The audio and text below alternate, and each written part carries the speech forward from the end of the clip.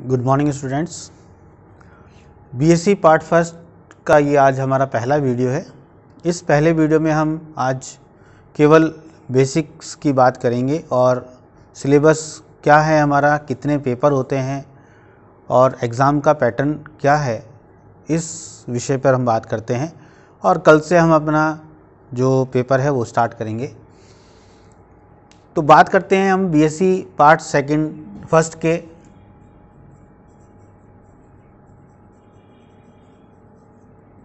Mathematics की।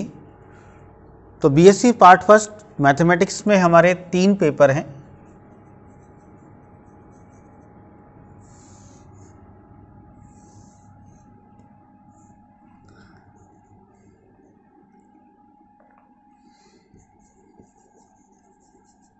Paper first,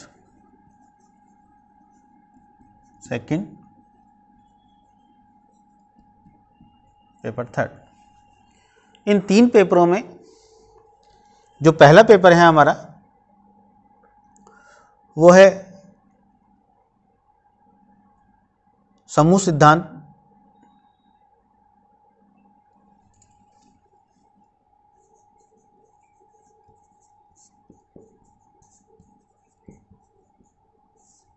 और matrices. ये 2 किताबें हमारी पहले पेपर में है, जिसका नाम है इंग्लिश में ग्रुप थ्योरी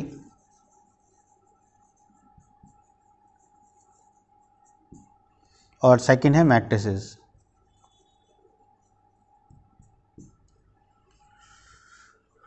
पेपर सेकंड जो है हमारा वो है कैलकुलस या कलन। पहली किताब है कलन या कैलकुलस।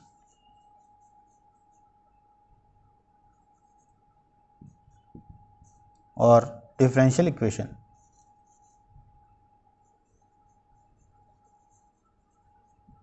या अवकल गणित, अवकल समीकरण।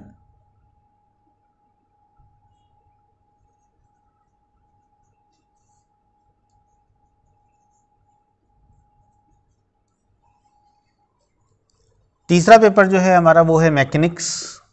उसकी पहली किताब है 2D और दूसरी जो बुक है हमारी वो है 3D।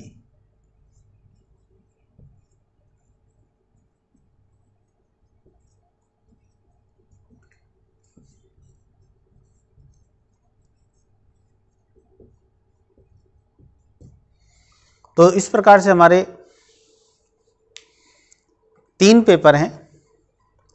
पहला पेपर जो है वो ग्रुप थ्योरी और मैट्रिसेस है। दूसरे पेपर के अंदर हमारे कैलकुलस और डिफरेंशियल इक्वेशन है। और तीसरा पेपर जो है हमारा वो 2D और 3D का है। इन तीनों पेपर में कुल 5 यूनिट हैं। इसमें भी 5 यूनिट है, इसकी भी 5 यूनिट है और इसकी भी 5 यूनिट्स है। 5-5 यूनिट हमारी तीनों पेपर में है। और यूनिवर्सिटी के सिलेबस के अनुसार इन 5 यूनिट में से कुछ 2 या 3 इसमें है और 2 इसमें है।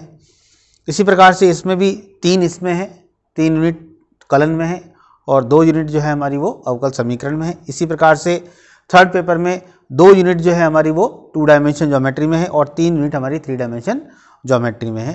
अब हम परीक्षा पैटर्न की बात करते हैं। परीक्षा पैटर्न जो है वो क्या है?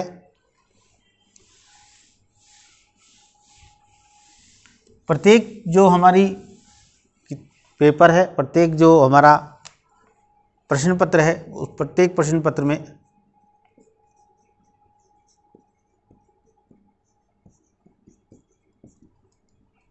कुल 5 इकाइयां हैं। या प्रत्येक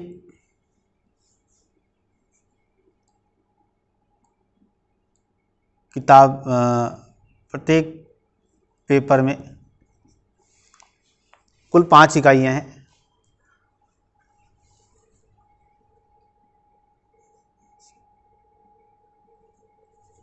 पेपर का जो कुल अंक हैं 75 है, और इन 75 जो अंक हैं इन्हें हमने 3 भागों में डिवाइड कर रखा है। प्रत्येक प्रश्न पत्र में कुल 3 प्रकार के भाग हैं। 3 भागों में भाग है हमारा ए, बी और सी। जो भाग ए है इसमें एक पंक्ति के या 50 शब्द सीमा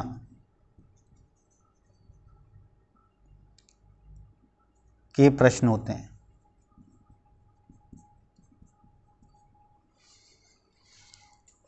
प्रत्येक का अंक 2 है, और भाग ए जो है कुल 20 अंकों का है,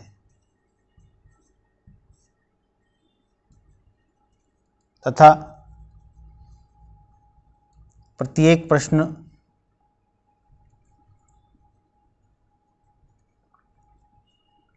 करना अनिवार्य है। इसी प्रकार से भाग बी जो है हमारा,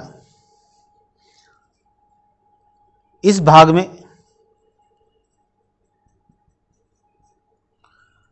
प्रत्येक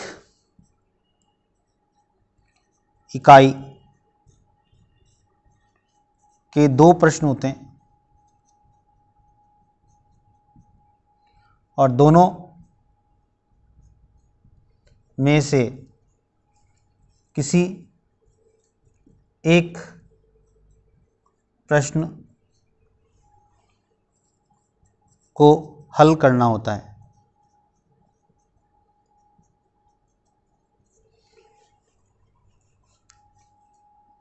प्रत्येक प्रश्न 7 अंक का होता है, अर्थात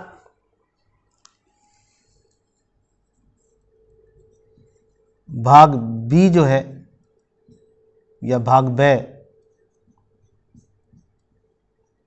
के कुल अंक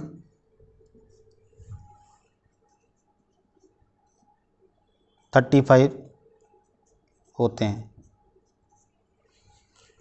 ये हुआ हमारा भाग ए, फिर भाग बी, और इसी प्रकार से भाग सी है। जो भाग सी है, भाग सी में कुल 5 प्रश्न,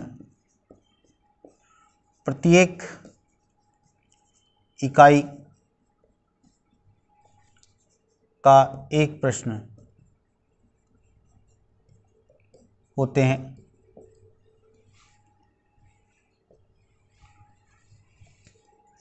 इन प्रश्नों में से कोई भी 2 प्रश्न को हल करना होता है।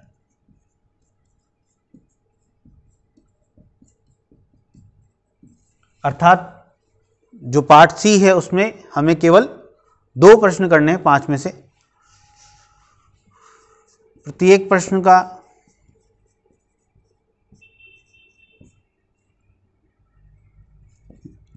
10 अंक होते हैं,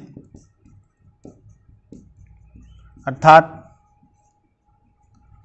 भाग सी जो है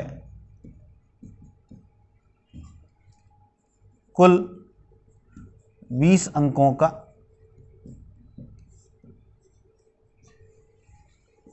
होगा।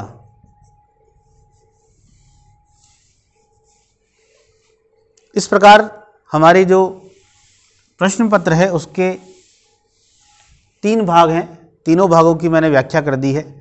ए के टोटल 20 अंक, बी भाग के 35 अंक और सी भाग के 20 अंक, कुल 75 अंक हो गए। 75 अंकों का आपका प्रश्न पत्र होता है और इस प्रश्न पत्र में, प्रत्येक प्रश्न पत्र में 75 में से हमें 27 अंक प्राप्त करने होते हैं।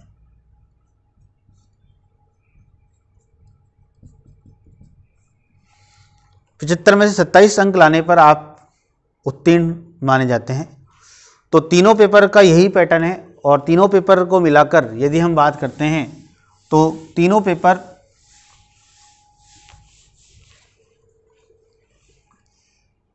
गणित विषय के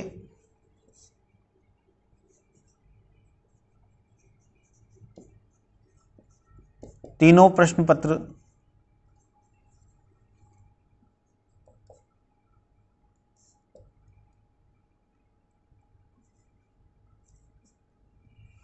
के कुल अंक जो हैं हमारे 225 हैं, अर्थात 75 का एक प्रश्न पत्र है और 3 पेपर हैं हमारे, तो कुल मिला के हमारे 225 अंकों का हमारा टोटल गणित विषय के अंक के प्राप्तांक के कुल अंक होंगे। और कुल अंकों में से 81 अंक लाने पर विद्यार्थी उत्तीर्ण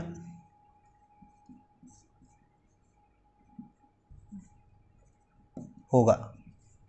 अर्थात आपको 225 में से 81 अंक लाने हैं तभी आप उत्तीर्ण होंगे। कुल